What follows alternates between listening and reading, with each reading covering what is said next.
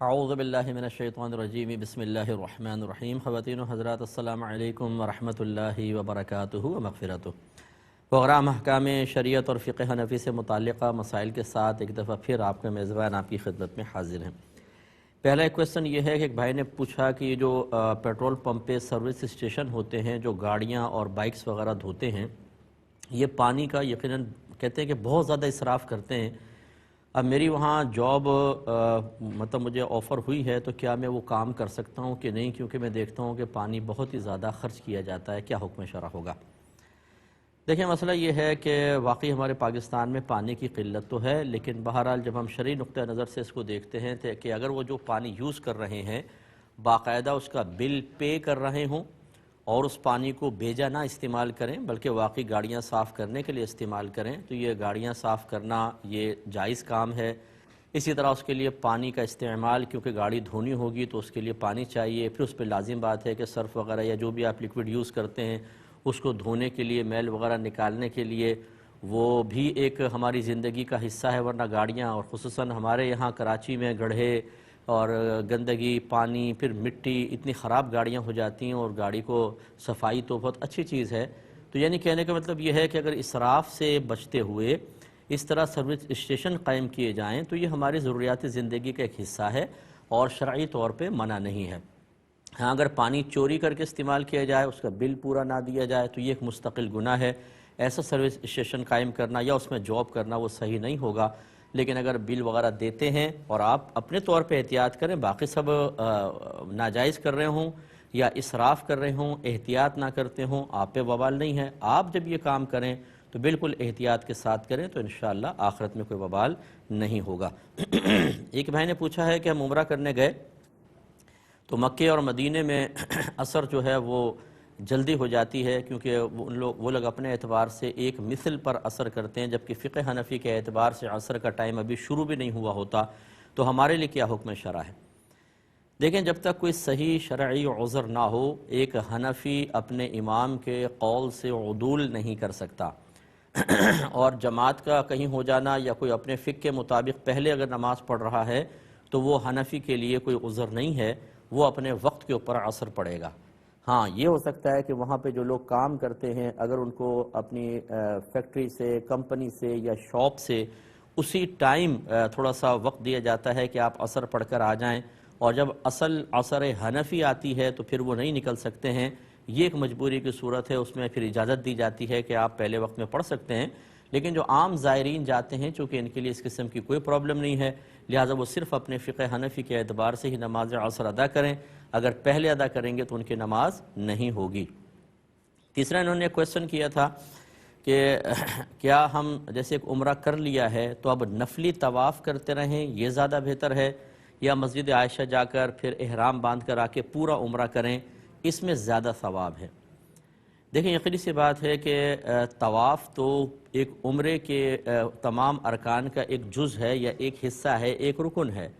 آپ یہاں سے مسجد عائشہ جائیں گے، آپ کا جانا ثواب، پھر اس میں پیسہ خرچ کرنا، پھر وہاں سے احرام کی نیت کر کے آنا، پھر طواف کرنا، پھر سعی کرنا، اور پھر حلق یا قصر کروانا، تو یقینی سی بات ہے کہ یہ نفلی طواف سے افضل ہوگا، کیونکہ سنت ہے، تو اس لیے ثواب اسی میں زیادہ ہوگا۔ ایک یہ بھائی نے پوچھا کہ کوئی شخص ہے وہ سخت کرائسس میں آ گیا ہے، اور پہلے تو بہت اچھا چل رہا تھا لیکن اچانک جاب چھوٹ گئی اور دیگر مسائل ہوئے، اب پوری فیملی ہے، بچے ہیں اور والدین بھی اس کے پاس ہیں، تو اتنا ذہنی دباؤ میں آ چکا ہے کہ وہ اب کلمات کفر کہہ دیتا ہے، کبھی اللہ کی شان میں گستاخی کرتا ہے، کبھی فرشتوں کو برا بھلا کہتا ہے، کبھی معاذ اللہ یوں کہتا ہے کہ میں رسالت کو نہیں مانتا ہوں، تو اس کے لیے کیا حکم شرع ہوگا؟ دیکھیے، مسئلہ یہ ہے کہ یہاں دو باتیں میں عرض کروں گا۔ پہلے اس نفس مسئلہ کو لے لیتے ہیں، پھر ایک نصیحت یا مشورہ آپ کہہ لیجئے۔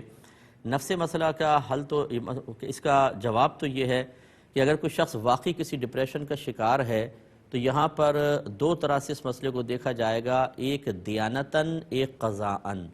دیانتاً کا معنی ہے اللہ کے نزدیک اس کا حکم کیا ہے، تو یہ ہو سکتا ہے اللہ کے نزدیک اگر دیکھا جائے تو ہو سکتا ہے کہ یہ اتنے ذہنی دباؤ میں ہو کہ عالم ہوش میں نہ رہے، یا اس کی طاقت اس کو اپنی طاقت سے زیادہ محسوس ہو رہا اور اس طرح کے الفاظ نکلے، تو اللہ تعالیٰ ہو سکتا ہے درگزر فرمائے، ہو سکتا ہے اللہ تعالیٰ غریب فرمائے، ہم کچھ نہیں کہہ سکتے، اس میں تو تذبذب ہے۔ لیکن جو قضاءً ہے، قضاءً کا مطلب جو دنیاوی قاعدے قانون کے اعتبار سے ہے، ہم چونکہ ظاہر کے پابند ہیں، ہمیں باطن کا حال پتہ نہیں، لہٰذا اس طرح کی آزمائشیں تو ہر ایک کو آتی ہی رہتی ہیں۔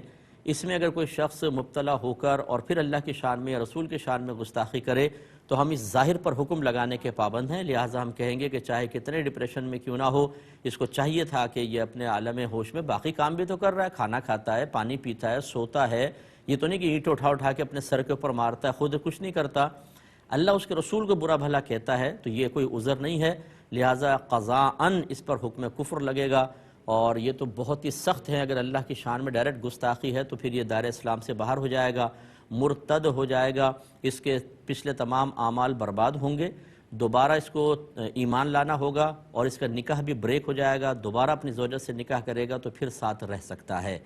لیکن اس کو یہ سمجھاتے ہوئے بہت ہی حکمت اور پیار سے کام کیا جائے، کیونکہ اگر ڈائریکٹ ایسے آدمی کو سمجھائیں گے تو یہ اور زیادہ بدتمیزیاں کرے گا اور مسائل کرے گا، تو بہت اچھے انداز سے اس کو سمجھایا جائے۔ تو یعنی کہنے کا مطلب ہے کہ دیانتاً، یعنی اللہ کے نزدیک تو یہ پاسبل ہے کہ ہو سکتا ہے وہاں پہنچے اور اللہ تعالیٰ اس کا عذر قبول کر کے معاف کر دے، ہم اللہ پہ کوئی حکم نہیں لگا سکتے، لیکن ہم مکلف ہیں قضا کے حکم کے دنیاوی لحاظ سے حکم لگانے کے، لہٰذا وہ تو یہی ہوگا۔ نصیحت اور مشورہ یہ ہے کہ آخر ایک شخص اس حد تک کیوں گر جاتا ہے، اس کی بڑی وجہ یہ ہے کہ ہمارے گھروں میں تربیت کا فقدان ہے۔ میں خدا را والدین سے گزارش کرتا ہوں کہ تربیت صرف یہ نہیں ہے کہ بیٹا ٹوپی پہن لو، بیٹا استنجا خانے میں جاؤ تو ٹوپی سر پہ رکھ لو، کھانا کھانے سے پہلے سر ڈھک لیا کرو، بیٹا پاؤں نہ ہلاؤ، نحوست ہوتی ہے، بھئی جوتی سے جوتی ہٹا دو، بیٹا کسی کے گھر جاؤ تو دیکھو چیزیں مانگنا نہیں، ہم سے پوچھنا، یا 6 کلمے یاد کرا دیے، ایمان مفصل، ایمان مجمل، تھوڑی بہت نماز کی تلقین کر دی، ہم کہتے ہیں ہم نے فرض پورا کر دیا۔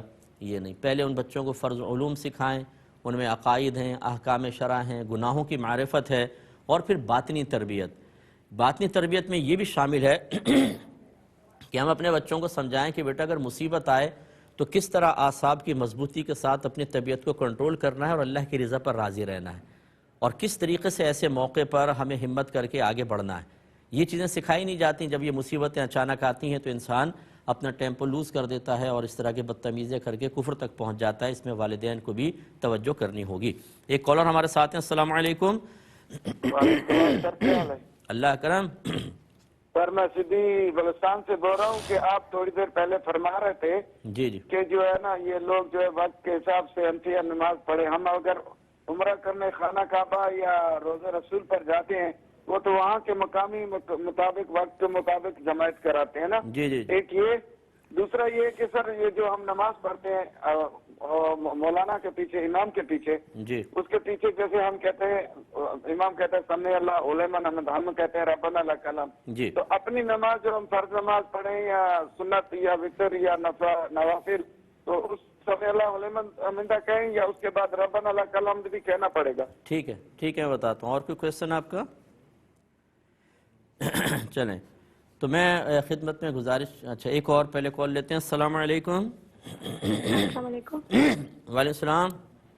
جی میرا سوال ہے کہ مفتی صاحب 5 بھائی ہیں نا، اس میں سے ایک بھائی کماتے اور باقی بھائی نہیں کماتے، تو جو بھائی کماتے اس کی بیوی اس کو بولتی ہے کہ تم اپنے بھائیوں کو کیوں دیتے، یہ ہٹے پھٹے کماتے کیوں نہیں، خود ان کی بیوی بچی بھی یہ خود اپنی بیوی بچوں کے لیے کمائے، تو اس سے کیا بیوی گناہگار ہوگی کہ وہ اپنے شوہر کو منع کرتی ہے کہ تم بھائیوں کو مت دو؟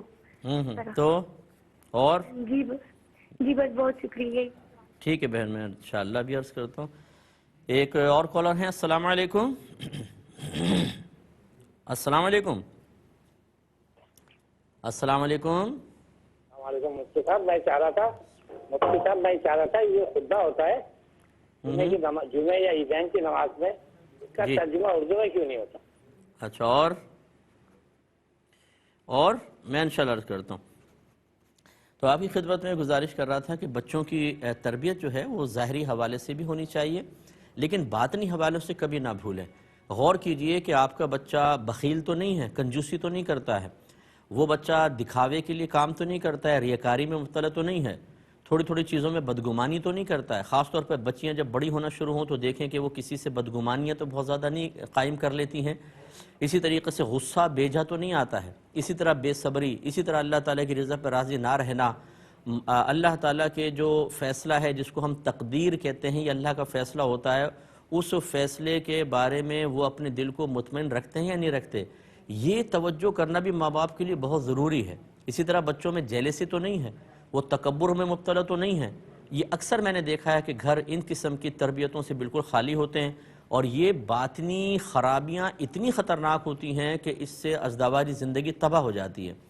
جس بچی کو آپ بدگمانی سے نہیں بچائیں گے، وہ شادی شدہ ہونے کے بعد شوہر پر، ساس پر، نندوں پہ بدگمانی گھر تباہ کرتی ہے، تکبر غرور تباہ کر دیتا ہے، جیلسی جو ہے وہ ایک دوسرے کے خلاف عمل پر ابھارتی ہے اور انسان اپنی دنیا اور آخرت کو برباد کر دیتا ہے۔ اس لیے ان کے بارے میں ذرا خاص طور پر توجہ کرنی چاہیے۔ ایک کالر ہمارے ساتھ ہیں۔ السلام علیکم۔ وعلیکم السلام۔ جی بھائی جان۔ میں سعودیہ سے بات کر رہا ہوں۔ جی بولیے۔ جی میرا پہلا سوال ہے کہ اگر کسی نے اپنی وائف کو واٹس ایپ پہ وائس میسج کے ذریعے ان الفاظ میں طلاق دی اور میں نے آپ کو طلاق دی طلاق دی طلاق دی، تو آپ کچھ کہتے ہیں کہ نہیں ہوئی، کچھ کہتے ہیں واٹس ایپ پہ میسج جلدی ڈیلیٹ کر دیں تو جلدی رجوع کر لیں، تو کیا شرعی حکم ہوگا؟ جی اور بولیے۔ جی عبد الرحمان نام رکھا ہے تو اکیلا رحمان پکار سکتے ہیں؟ اور میں انشاءاللہ عرض کرتا ہوں۔ ایک اور کالر ہیں۔ السلام علیکم۔ جی وعلیکم السلام۔ جی بھائی جان۔ جی ایسا ہے کہ لڑکے کا نام یاسین محمد، عمر 29 سال، اس نے پسند یعنی کہ 12 سال کی عمر میں اس کی شادی ہوئی تھی۔ کس نے کی تھی؟ نکاح کیا گیا تھا، شرعن جو نکاح ہوتا ہے۔ یہ کیا کس نے تھا؟ لڑکا لڑکی کا نکاح ہوا تھا نا بچپن میں، جو عام طور پہ دیہاتوں میں ہو جاتا ہے۔ نہیں کس نے؟ والد صاحب نے کیا تھا، دادا نے کیا تھا، کس نے کیا تھا یہ نکاح؟ والد صاحب نے کیا۔ ٹھیک ہے ٹھیک ہے۔ اور تو اب لڑکے کی عمر ہوگی 29 سال، اس نے آگے شادی کر لی ہے دوسری۔ تو اب لڑکی بھی بالغ ہے، لڑکے نے تو شادی کر لی ہے، اور لڑکی والوں نے تنسیخ لیے، یعنی کہ جو عدالتی کارروائی ہوتی ہے اس کے مطابق طلاق لی ہے۔ میں یہ جاننا چاہتا ہوں آیا وہ طلاق ہو گئی ہے یا نہیں ہوئی؟ ٹھیک ہے۔ اور میں بتاتا ہوں، آپ دیکھتے رہیے گا پروگرام، میں عرض کرتا ہوں، ٹھیک ہے؟ ایک مختصر سا بریک لیں گے، ہمیں یقین ہے آپ ہمارے ساتھ ہی رہیں گے۔ بسم اللہ الرحمن الرحیم۔ ایک یہ کویسچن کیا تھا کہ کسی نے پلاٹ لیا، وہ کہتے ہیں کہ میں نے کچھ ڈاؤن پیمنٹ کی اور 2 مہینوں کی انسٹالمنٹ بھی دے چکا ہوں اور 3 سال میں انسٹالمنٹ کمپلیٹ کرنی ہے۔ تو اب یہ پلاٹ انہوں نے کہتے ہیں اگر تجارت کی نیت سے لیا ہو تو اس پر زکوٰۃ کا کیا حکم ہوگا؟ دیکھیں اچھی طرح سمجھ لیجئے کہ جب آپ کوئی چیز تجارت کی نیت سے خریدتے ہیں، تجارت کی نیت کا مطلب ہوتا ہے کہ آپ نے صرف اسے آگے بیچنے کی نیت سے لیا ہو، تو یہ تجارت کی نیت کہلاتی ہے، تو وہ مال زکوٰۃ بنتا ہے۔ لیکن اگر خالصتاً تجارت کی نیت نہ ہو، مثلا آپ نے سوچا کہ اگر اچھی قیمت مل گئی تو بیچ دوں گا ورنہ اپنا مکان بنا لوں گا یا مکان بنا کے کرائے پہ چڑھا دوں گا، تو یہ خالصتاً تجارت کی نیت نہیں، پھر تو اس پہ زکوٰۃ بنے گی ہی نہیں۔ یا صرف آپ نے اپنے رہنے کے لیے یا یہ اس لیے رکھ لیا کہ بعد میں جب بچے بڑے ہوں گے اس پر مکان ان کا بنا دیا جائے گا، یا میں مکان بنا کے رینٹ پہ چڑھا دوں گا، یہ سب اس بات کی دلیل ہیں کہ یہ مال تجارت نہیں ہے، اب زکوٰۃ نہیں ہوگی۔ لیکن اگر صرف تجارت کی نیت سے لیا کہ آگے اس کو بیچ دیا جائے گا تو یہ مال تجارت ہے، ٹھیک ہے؟ ایک بات تو یہ۔ دوسرا، اب جیسے 1 سال گزر گیا، آپ نے جتنی پیمنٹ کی ہے اتنے سمجھ لیں پلاٹ کے حصے کے آپ مالک ہو گئے۔ مثلا اگر وہ 60 لاکھ کا پلاٹ ہے اور آپ نے اگر 10 لاکھ پیمنٹ کر دی 1 سال میں، تو آپ اس کے یعنی ایک حصے کے جو 10 لاکھ کا حصہ ہے اس کے مالک ہو گئے، اس کی آپ کو زکوٰۃ نکالنی ہے۔ اور اس کا طریقہ یہ ہوگا کہ آپ اس پلاٹ کی اس وقت 1 سال کے بعد موجودہ قیمت کل کی لگا لیں، نکالنے کے بعد پھر اس کا دیکھ لیں کہ اگر جتنا آپ نے بھرا ہے اتنے حصے کا کتنا پیسہ بنتا ہوگا، اس کو نکال لیں، اس کے اوپر 2.5% زکوٰۃ ادا کرنی ہوگی۔ تو اس طریقے سے جو بھی آپ مال تجارت لیتے ہیں انسٹالمنٹ پر، جتنا آپ انسٹالمنٹ بھر چکے ہیں اتنے کے آپ مالک ہو گئے، اتنے کے سال بسال آپ کو زکوٰۃ ادا کرنی ہوگی۔ ایک یہ کہتے ہیں کہ یہ کہا جاتا ہے کہ اللہ تبارک و تعالی لا مقام ہے، تو یہ کہہ سکتے ہیں کہ نہیں؟ اور لا مکان کا مطلب کیا ہے؟ دیکھیں یہ کہنا کہ اللہ لا مقام میں ہے یہ صحیح نہیں ہے۔ مکان کہتے ہیں کہ ایک ایسی جگہ کو کہ جس میں ہم اس طرح یعنی یوں سمجھ لیں، مکان اس جگہ کو کہتے ہیں کہ جس میں ایک چیز اوپر ہو اور ایک چیز نیچے سے اس کو مس کر رہی ہو، یہ ہے مکان۔ جیسے آپ کھڑے ہو جاتے ہیں زمین پر تو جو اوپر ہوتا ہے اس کو حاوی کہتے ہیں، جو نیچے ہوتا ہے اس کو محوی کہا جاتا ہے۔ جب حاوی اور محوی یوں مس کرتے ہیں تو مکان جگہ بنتی ہے، ٹھیک ہے نا؟ تو اس لیے عرش الہی کے اوپر چونکہ کچھ بھی نہیں، تو عرش الہی کے اوپر جو پہنچ گیا وہ گویا کہ لا مقام میں پہنچ گیا۔ لیکن جب نبی کریم صلی اللہ علیہ وسلم عرش الہی پر پہنچے تو آپ دیکھیں عرش الہی اگر اس طرح ہے اور سرکار اس پر ہیں تو یہ حاوی ہو گئے اور یہ محوی ہوا، اور اسی کا نام مکان ہے۔ اس لیے کہا جاتا ہے کہ وہی لا مکان کے مکین ہوئے، سر عرش تخت نشین ہوئے، یہ نبی ہیں جن کے ہیں یہ مکان، وہ خدا ہے جس کا مکان نہیں۔ تو اللہ تعالیٰ کا تو کوئی وجود ہے ہی نہیں، وہ جسمانیت سے پاک و صاف، یعنی وجود ہے مطلب کہنے کے موجود ہے، لیکن وہ ہم جو جسم کے معنی میں لیتے ہیں کہ اللہ تعالیٰ جسمانیت سے پاک و صاف ہے۔ ہم اہل سنت کا یہ عقیدہ ہرگز نہیں ہے کہ وہ عرش الہی پر اس طرح براجمان ہے۔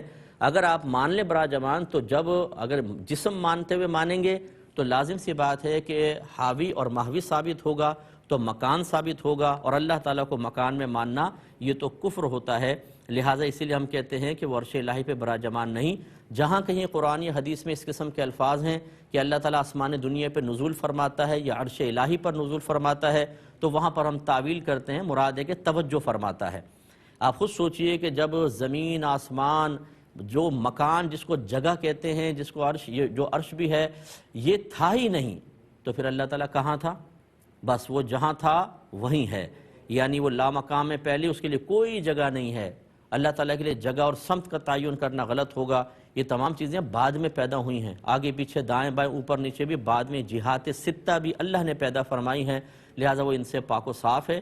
لہٰذا مناسب نہیں کہ یوں کہا جائے وہ لامقام میں ہے، بلکہ یوں کہیں کہ اللہ تعالیٰ کے لیے لامکان ثابت ہے۔ لیکن اگر کوئی جملہ کہہ دیتا ہے کہ وہ لامکان میں ہے تو یہ کفر نہیں ہے، کیونکہ مکان بہرحال اس کے لیے ثابت نہیں کیا جا رہا۔ ایک کالر ہمارے ساتھ ہیں۔ السلام علیکم۔ وعلیکم السلام۔ جی بہن، میں نے پوچھنا تھا کہ اگر نماز کے آخری وقت میں کوئی تکبیر کہہ کر نماز شروع کر دے اور اس کی نماز کا ٹائم شروع ہو جائے، اس کی نماز ادا میں شمار ہوگی یا قضا میں؟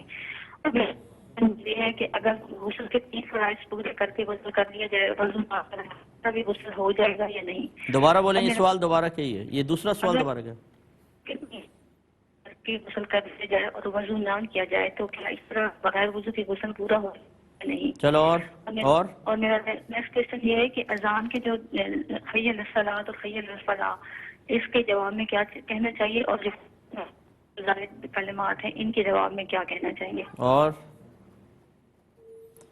ایک اور کالر ہیں۔ السلام علیکم۔ شاید لائن ڈراپ ہو گئی ہے۔ ایک یہ آفر، یہ کچھ آفر کوشچن میں پہلے لے لوں تو ایک یہ کوشچن کیا تھا کہ میرے پاس 5 آسٹریلین طوطے تھے جو خوراک کی قلت کی بنا پر مر گئے ہیں۔ یہ کہتے ہیں کہ میں نے جان بوجھ کر نہیں ایسا ہوا، بس وہ کوتاہی ہو گئی، تو اب کیا میں کفارہ کروں کہ مطلب اللہ تعالیٰ مجھے معاف فرمائے؟ دیکھیں، پہلی بات تو اچھی طریقے سے یاد رکھیں، یہ بہت ہی بڑا گناہ کبیرہ ہے، اور اگر آپ توبہ نہیں کریں گے تو ہو سکتا ہے آپ کے لیے جہنم میں جانے کا سبب بھی بن جائے۔ اس لیے کہ میرے آقا صلی اللہ علیہ وسلم نے واضح طور پہ فرمایا کہ پہلے زمانے میں ایک عورت تھی جس نے ایک بلی پالی اور اس کو باندھ کر رکھ دیا، نہ اسے کھانا دیتی تھی نہ اسے چھوڑتی تھی کہ وہ حشرات الارض یا چوہے وغیرہ کھا کے گزارا کر لے، حتیٰ کہ وہ بلی اسی طرح تڑپ تڑپ کر مر گئی۔ تو فرماتے ہیں میں نے اس عورت کو جہنم میں دیکھا کہ وہ بلی اس کا آگا اور پیچھا، یعنی اگلا حصہ اور پچھلا حصہ نوچ رہی تھی۔ یعنی اللہ نے، یہ عذاب قبر ہے سمجھ لیجئے کہ اللہ تعالیٰ نے، اور پھر جہنم میں بھی کہ اللہ نے اس بلی کو ہی اس پر مسلط کر دیا۔ تو یہ غلط ہوتا ہے، اور اسی لیے میرے آقا صلی اللہ علیہ وسلم نے ارشاد فرمایا کہ جب تم کوئی جانور پالو تو اس کو دن میں 70 مرتبہ دانہ پانی دکھاؤ، یعنی 70 کا مطلب بکثرت دکھاؤ، بھوکا پیاسا نہیں رہنا چاہیے۔ کیسے وہ مر گئے؟ آپ نے کیوں غفلت اختیار کی؟ آپ کو نہیں پتا کہ ان بیچاروں کو پانی چاہیے ہوتا ہے، دانہ چاہیے ہوتا ہے، انہیں پنجرے میں مقید کر کے رکھا ہے، وہ اڑ کے بھی کہیں نہیں جا سکتے۔ تو بہرحال بہت بڑا گناہ کبیرہ ہوا، لیکن اللہ تعالیٰ بڑا رحیم و کریم ہے، آپ نادم ہوں، شرمندہ ہوں، اللہ کی بارگاہ میں توبہ کریں اور تھوڑا بہت ویسی صدقہ کر دیں۔ شریعت نے جانور کی موت پر کوئی کفارہ یا صدقہ لازم نہیں کیا ہے کہ اتنا کرو گے تو یہ گناہ معاف ہو جائے گا، لیکن آپ اپنے طور پر تھوڑا بہت صدقہ کر دیں، اور خدا را آئندہ یا تو جانور پالے ہی نہیں، اگر اتنی ہمت نہیں ہے تو نہ پالیں۔ اسی طرح جنہوں نے اپنے گھر میں پالے ہوئے ہیں اور بچوں کے حوالے کیے ہوئے ہیں، کوئی گردن دبا رہا ہے اور کوئی مطلب اڑا رہا ہے اور یہ کر رہا ہے، یہ سب گناہ کبیرہ، یاد رکھیں۔ یہ سب بچے تو گناہ گار نہیں ہوگا، بڑے گناہ گار ہوں گے۔ جانور یا تو پالے نہیں، پالے تو ان کو بہت زیادہ خیال رکھیں ورنہ گناہ ہوتا ہے، ورنہ اپنے گھر سے ختم کر دیں، آئندہ ایسا نہ کریں۔ ایک اور کالر ہے۔ السلام علیکم۔ السلام علیکم۔ جی وعلیکم السلام۔ جی مفتی صاحب، میرا یہ سوال ہے کہ اگر کوئی شخص اپنی بیوی کے ماں باپ میں سے کسی کو یہ کہے کہ آئیں اور اپنی بیٹی کو طلاق دلوا کر لے جائے، جی، تو اس کے بارے میں کیا ہوگا؟ کیا طلاق ہوگی یا کیا ہوگا؟ اور ایک اور کالر ہیں۔ السلام علیکم۔ وعلیکم السلام مفتی صاحب، السلام علیکم، کیا حال ہے؟ ٹھیک ہے؟ اللہ کا بڑا کرم. جی مفتی صاحب، میرا سوال یہ ہے کہ اگر ایک چیز ہے مطلب نقد پہ 10,000 کا بیچ رہے ہیں، مطلب ادھار پہ اگر بیچنا ہے 15,000 کا، یہ شرعاً جائز ہے کہ نہیں؟ اور میں انشاءاللہ عرض کرتا ہوں. ایک یہ کویسچن کیا تھا کہ غیبت، ایک بڑے بھولے کویسچن آتے ہیں، کہتے ہیں مصطفیٰ غیبت کرنا تو بحکم حدیث گناہ کبیرہ ہے، لیکن یہ تو آج کل بہت زیادہ عام ہو چکا ہے. یعنی وہ سمجھ رہے ہیں کہ چونکہ بہت زیادہ عام ہو چکا ہے تو پھر کیوں حدیث میں اس کو گناہ کبیرہ کہا گیا. یاد رکھیں کہ احادیث جو ہیں کسی گناہ کے خاص یا عام ہونے کی بنا پر کوئی حکم نہیں لگاتی، بلکہ حکم لگا کر یہ حکم دیتی ہیں کہ اس کو عام نہ ہونے دو.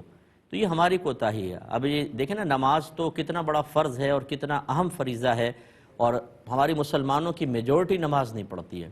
اگر پڑھتی بھی ہے تو 5 وقت نہیں پڑھتی. اگر 5 وقت پڑھتی ہے تو خشوع خضوع سے خالی ہوتے ہیں، جہاں تکبیر لگائی وہاں دنیا کے خیالوں میں مگن، اور اس کے بعد سلام پھیرتے ہیں.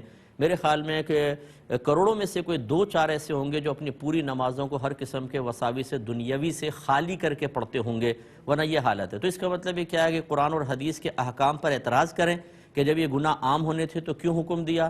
یہ نہیں، بلکہ ہمیں سوچنا چاہیے کہ جب ایک حکم اتنی تاکید کے ساتھ، سختی کے ساتھ بیان ہوا تو آخر ہم کیوں نہیں اللہ تعالیٰ اس کے رسول کی بات کو سمجھتے. جو دیندار ہیں الحمدللہ، جو باعمل لوگ ہیں، وہ اس دور میں رہتے ہوئے بھی غیبت نہیں کرتے ہیں. آپ بھی ہمت کریں، کوئی غیبت کرے اس کو منع کریں، نہ باز آئے تو پاس سے اٹھ کے چلے جائیں. آپ اپنی زبان کو لوگوں کی غیبت سے پاک و صاف کریں. اس کی برکت یہ ہوگی کہ انشاءاللہ آہستہ آہستہ دوسرے بھی احتیاط کریں گے. لیکن اسی قسم کی باتوں کو سوچ کر پھر ہم بھی کہتے ہیں یار ہتھیار ڈال دو، ہر جگہ تو غیبت ہو رہی ہے، ہم بھی کر لیتے ہیں. یہ غلط ہے، اس پہ ذرا توجہ فرمائیے. ایک کالر ہمارے ساتھ ہیں. السلام علیکم. السلام علیکم. وعلیکم السلام. جی بہن، میں نے مفتی صاحب سوال یہ کرنا تھا کہ جو بال سر کے بیچتے ہیں لوگ، ان کے متعلق کیا حکم ہے؟ اور بس یہی میں عرض کرتا ہوں انشاءاللہ. ایک انہوں نے پوچھا ابھی بھائی نے کہ ہم عمرہ کرنے جاتے ہیں، جیسے اب ہم خانہ کعبہ کے پاس ہیں اور وہاں مقامی وقت کے مطابق جماعت قائم ہو جاتی ہے، تو کیا حکم شرع ہوگا؟ دیکھیں، جیسے کہ میں نے آپ کو بتایا کہ جب کوئی سخت صحیح شرعی عذر نہ ہو، ایک حنفی اپنے فقہ سے عدول نہیں کر سکتا. یہ مطلب یہ کہ اس کے اب دلائل دینے پر آؤں گے تو کافی لمبا ٹائم ہو جائے گا، لیکن تقلید شخصی واجب ہوتی ہے، کیونکہ شرعی احکام میں اللہ تبارک و تعالیٰ نے امتحان کا پہلو رکھا ہے. اسی لیے کسی ایک امام کی تقلید کرنا واجب قرار دیا گیا کہ اگر ہم ہر امام کی تقلید کرتے رہیں، کبھی آسانی ملی تو ان کی کر لی، آسانی ملی تو ان کے پاس چلے گئے، اور آسانی ملی ان کے پاس چلے گئے، یہاں مشکل لگا تو واپس آ گئے، تو پھر بتائیں کہ شرعی احکام میں جو امتحان کا پہلو ہے وہ امتحان ہمارے لیے رہا کہاں؟ وہ تو ختم ہو جائے گا. اس لیے کسی ایک امام کی پیروی کرنے پر، یعنی تقلید شخصی جس کو کہتے ہیں، پوری امت متفق ہے، سوائے چند لوگوں کے جو اس میجورٹی سے ہٹ گئے ہیں. تو بہرحال ان پہ بھی کوئی میں تنقید نہیں کر رہا ہوں، وہ ان کا ٹھیک ہے اپنا موقف ہے، لیکن میجورٹی اسی پر ہے کہ تقلید واجب ہے. جب تقلید واجب ہے تو آپ کو اپنے امام کے مطابق نماز ادا کرنی ہوگی، چاہے آپ کی جماعت نکل جائے، کیونکہ وہ جماعت آپ کے فقہ کے مطابق ہے ہی نہیں. آپ کو اپنے عصر حنفی کے اندر نماز ادا کرنی ہے، اور سخت صحیح عذر ہوتا ہے. جیسے میں نے آپ کو بتایا ابھی کہ اگر آپ کی جاب ہے اور آپ کو اسی ٹائم بس وقت ملتا ہے کہ آپ جا کے عصر پڑھ سکتے ہیں، اس کے بعد ڈیوٹی اتنی ٹائٹ ہو جائے گی کہ اصل جو عصر حنفی ہے اس وقت آپ کو اجازت ہی نہیں ہوگی، تو یہ مجبوری کی صورت ہے، اس میں ہم اجازت دے دیتے ہیں، ورنہ ویسے اجازت نہیں ہوگی. ایک کالر ہمارے ساتھ ہیں. السلام علیکم.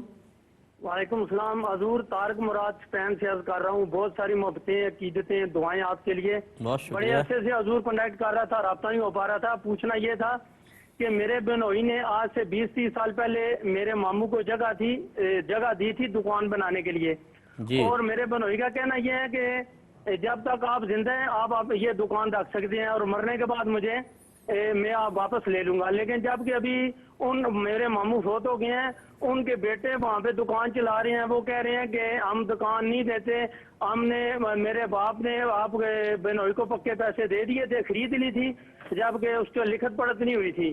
ان کے بیٹے اس بات میں مصر ہیں کہ ہم دکان نہیں واپس کریں گے، ہم نے خریدی ہوئی ہے. میرے بنوئی الف بھی دے رہے ہیں کہ ہم نے دکان ان کو صرف تب تک دی تھی جب تک وہ زندہ ہے. ماموں فوت ہو گئے، اب وہ واپس کریں، اب وہ واپس نہیں کر رہے. ٹھیک ہے، میں بتاتا ہوں. ایک مختصر بریک لیں گے، ہمیں یقین ہے آپ ہمارے ساتھ ہی رہیں. بسم اللہ الرحمن الرحیم. ایک کویسچن کیا تھا کہ ہم امام کے ساتھ ہوتے ہیں تو وہ سمع اللہ لمن حمدہ کہتے ہیں اور ہم ربنا ولک الحمد کہتے ہیں.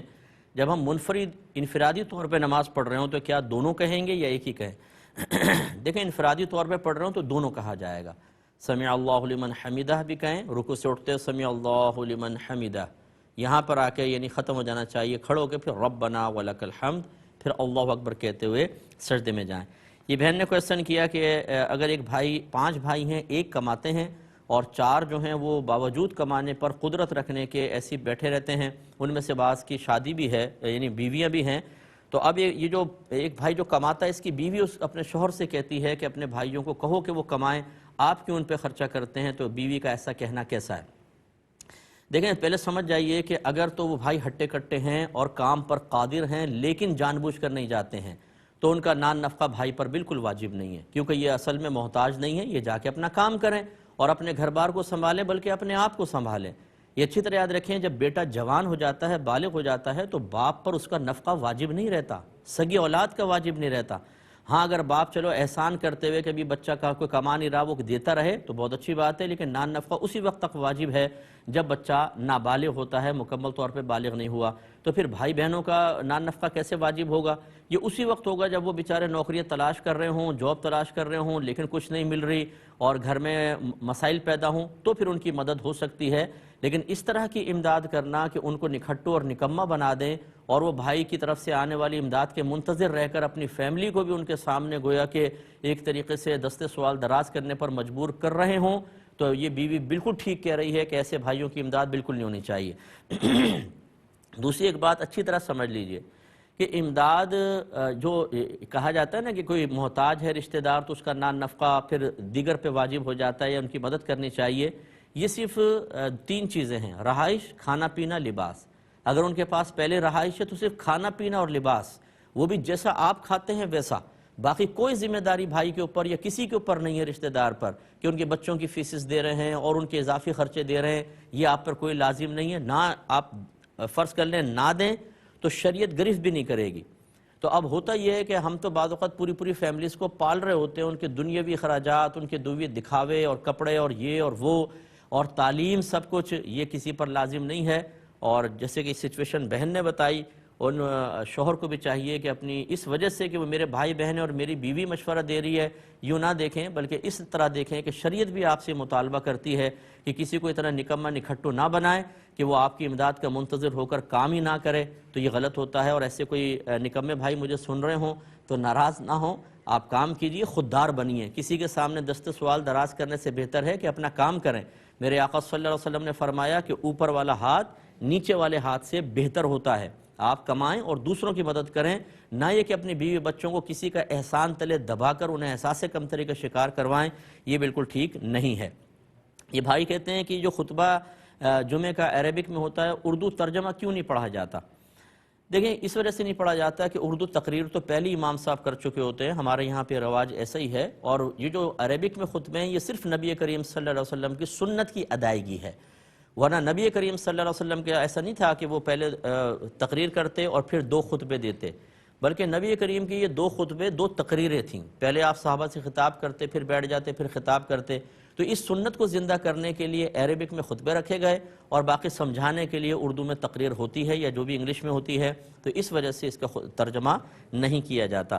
یہ کہتے ہیں کہ کسی نے واٹس ایپ پر اپنی زوجہ کو یوں لکھ کر بھیجا کہ میں نے تجھے طلاق دی 3 بار, تو ہو گئی یا نہیں؟ تو بالکل ہو گئی. آج کل ہمارے ہاں یہ بالکل طریقہ رائج ہیں, میل کے ذریعے بھی طلاقیں ہو رہی ہیں, میسیج کے ذریعے بھی ہوتی ہیں. تو یہ کوئی ایسا طریقہ نہیں ہے کہ وہ مطلب جو طلاق دینے کے مروجہ طریقے ان سے جدا گانا مان کر اور یہ کہا جائے گی کہ طلاق نہیں ہوگی. بالکل اس سے طلاق واقع ہو جائے گی. اور جس نے یہ کہا کہ یہ لکھ کر اگر آپ ڈیلیٹ کر دیں تو طلاق نہیں ہوگی, بالکل غلط ہے. اگر آپ اسٹامپ پیپر پہ طلاق لکھوانے کے لیے گئے اور آپ نے اس شخص سے کہا کہ 3 طلاقیں لکھ دے, میں بیوی کو 3 طلاقیں دیتا ہوں لکھ دے, تو لکھنے سے پہلے طلاقیں پڑ جائے گی. تو یہ مطلب اسی طریقے سے یہاں پر یہ تو لکھ دیا گیا, اب چاہے بھیجے نہیں آپ ڈیلیٹ کر دیں, آپ نے لکھ دیا, طلاقیں واقع ہو جائیں گی.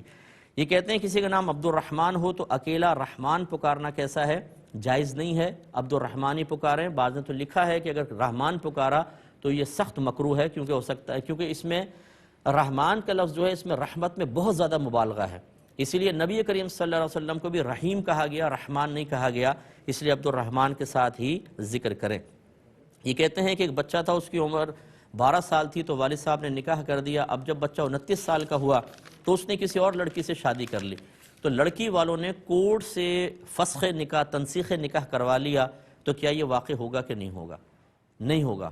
یاد رکھیں کہ لڑکے نے دوسری شادی کر بھی لی تو یہ لڑکی کے لیے کوئی ایسا عذر نہیں ہے کہ وہ شوہر کے علاوہ کسی تھرڈ پارٹی سے تنسیخ نکاح کر لے، وہ خاص صورتوں میں ہوتا ہے۔ لہٰذا یہاں پر طریقہ کار یہ ہوگا کہ اس لڑکے سے ریکویسٹ کی جائے کہ جب آپ نے شادی نہیں کرنی، آپ نے دوسری کر لی تو ایک طلاق دے دیں، ایک طلاق دلوائیے گا، 3 بھی نہیں، وہ ایک طلاق لفظ طلاق سے دے دے، فوراً یہ لڑکی کا نکاح ختم ہوگا۔ اگر رخصتی نہیں ہوئی تو عدت کی حاجت بھی نہیں ہے، آپ پھر بچی کا نکاح کہیں کریں، لیکن کورٹ کا اس صورت میں جو آپ بیان کر رہے ہیں وہ نکاح شرعی طور پہ نافذ نہیں ہوگا، اگرچہ کورٹ کے حساب سے ہو جائے گا۔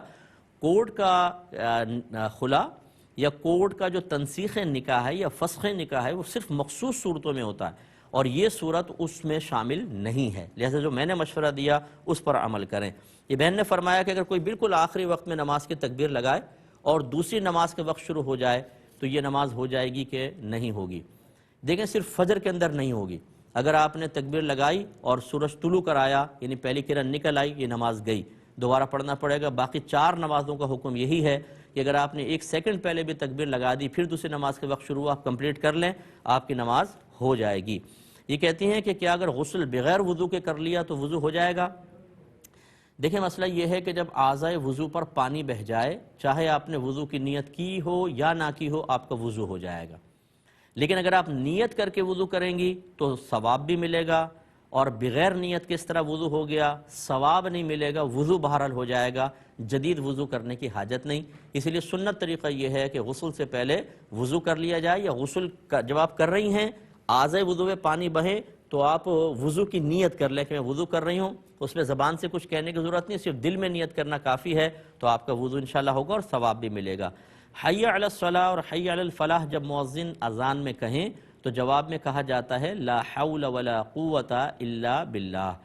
یہ کوئی بری چیز نہیں ہوتی لا حول پڑھنا، لا حول ولا قوت الا باللہ کا مطلب ہے کہ نیکی کرنے کی طاقت اور گناہ سے بچنے کی ہمت صرف اللہ کی توفیق سے ہی ہے۔ یہ بہت اچھا مضمون ہے، اور باقی جو اذان ہے اس میں ویسے ہی آپ دہراتے جائیں جیسے مؤذن کہہ رہے ہیں، ویسے ہی آپ کلمات دہراتے رہیں تو انشاءاللہ ثواب مل جائے گا۔ ایک یہ کہتے ہیں کسی شوہر نے اپنے ساس سسر کو فون کر کے کہا کہ آپ آئیں اور اپنی بیٹی کو طلاق دلوا کر لے جائیں، کیا اس سے طلاق واقع ہوگی کہ نہیں؟ تو اس سے نہیں ہوگی، کیونکہ یہ ارادہ طلاق ہے، ان کو دعوت دی جا رہی ہے آئیں اور دلا کر لے جائیں، تو ابھی طلاق واقع نہیں ہوئی۔ لیکن میں اکثر مشورہ دیتا ہوں کہ آپ اپنے طور پر اس طرح کے الفاظ کبھی بھی ادا نہ کریں، کیونکہ شرعی حکم بعض اوقات کچھ ہوتا ہے، کسی صورت میں کوئی حکم ہو جاتا ہے اور عوام الناس اکثر جانتی نہیں ہیں، وہ پہلے الفاظ نکال دیتے ہیں، پھر جب بتایا جاتا ہے کہ جو طلاق ہو گئی تو وہ حکم شرع کو ماننے میں ہچر مچر سے کام لیتے ہیں، اور مطلب پھر تذبذب میں آتے نہیں، میں نے تو یہ نیت کی تھی، میں نے تو یہ سوچا تھا۔ آپ کی سوچ سے شریعت مرتب نہیں ہوتی، بلکہ مرتب شدہ شریعت کے موافق آپ کو اپنی سوچ بنانی ہوگی۔ اس لیے جو شوہر حضرات ہمیں سن رہے ہوں بہت زیادہ احتیاط کریں، اپنے بچوں کی اسی انداز سے تربیت کریں کہ وہ بولنے میں جلد بازی سے کام نہ لیا کریں، خصوصاً طلاق کے مسئلے میں بہت سوچ سمجھ کر بات کریں۔ یہ کہتے ہیں کہ اگر ہم ایک چیز 10 ریال نقد میں بیچتے ہیں لیکن اگر کوئی ادھار لے تو اس کو 15 ریال میں بیچیں تو صحیح ہے یا نہیں؟ بالکل جائز ہے۔ یاد رکھیں کہ یہ اس میں کوئی سود کا عنصر نہیں ہے، پہلے بھی اگر آپ 10 ریال لے رہے ہیں تو چیز کے بدلے میں لے رہے ہیں، اور اگر 15 ریال لے رہے ہیں ادھار کی صورت میں تب بھی چیز کا ہی بدلہ لے رہے ہیں، تو جب کسی شے کا عوض آپ لے رہے ہوں تو سود متحقق نہیں ہوتا ہے، تو لہذا بالکل جائز ہے، آپ کر سکتے ہیں۔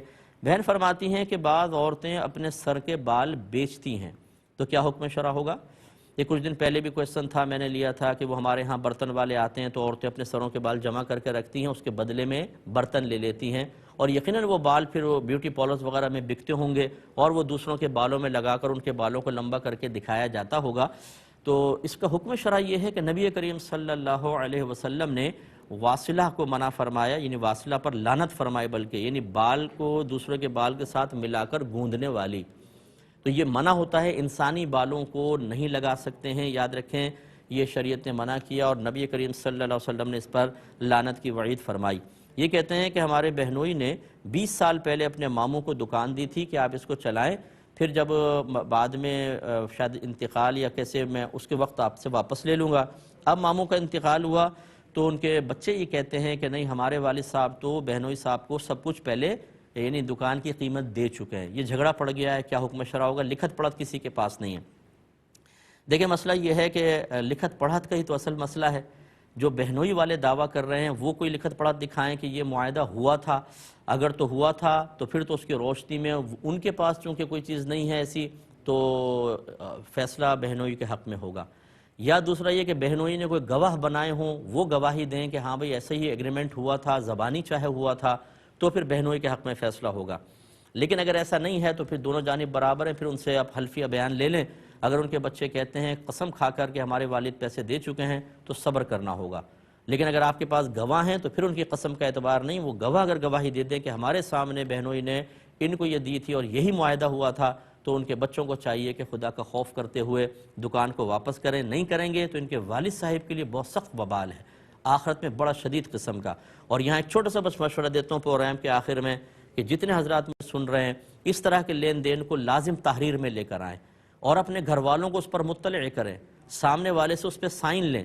ہم بعض اوقات مروت میں ایسا نہیں کرتے، نہیں یار دیکھو نا برا مان جائے گا، یہ ہوگا، پھر اس طرح کے جھگڑے ہوتے ہیں، ہم چلے جاتے ہیں دنیا سے اور نسلوں کو لڑوا جاتے ہیں، اگرچہ نیت لڑوانے کی نہیں ہوتی۔ اس لیے حکم شرع پر عمل کریں، جو بھی ایگریمنٹ ہو وہ ریٹن ہونا چاہیے اور اس پہ باقاعدہ دستخط ہوں، تب پھر یہ کہ آخرت کا وبال بھی نہیں ہوتا اور بعد میں آنے والے جو بچے ہیں وہ اس طرح کے کسی معاملات میں انوالو بھی نہیں ہوتے ہیں۔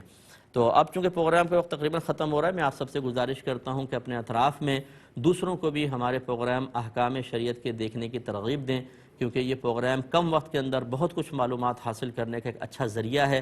اور تقریباً میں نے آپ کو اسے بتایا کہ انشاءاللہ اس کمنگ مارچ میں 4 مارچ کو یہ تقریباً 16 سال اس پروگرام کو ہو جائیں گے، پورے 16 سال، 17واں سال اسٹارٹ ہوگا۔ یہ الحمدللہ یہ بہت عرصے سے ایک پروگرام دیکھا جا رہا ہے، 16 سال بہت بڑا پروگرام ہوتا ہے، تو آپ بھی اس کا حصہ بنیے، دوسروں کو بھی دعوت دیجیے، بہت بڑا ثواب جاریہ ہوگا۔ اب اپنے میزبان کو، ہماری کیو ٹی وی کی پوری ٹیم کو اجازت مرحمت فرمائیں۔ آپ ہمارے لیے دعا کیجیے، ہم آپ کے لیے دعا ہیں کہ اللہ تبارک و تعالی ہم سب کو دین کی خدمت کرنے اور دوسروں تک دین کو پہنچانے کی توفیق عطا فرمائے۔ آمین۔ وآخر دعوانا ان الحمدللہ رب العالمین۔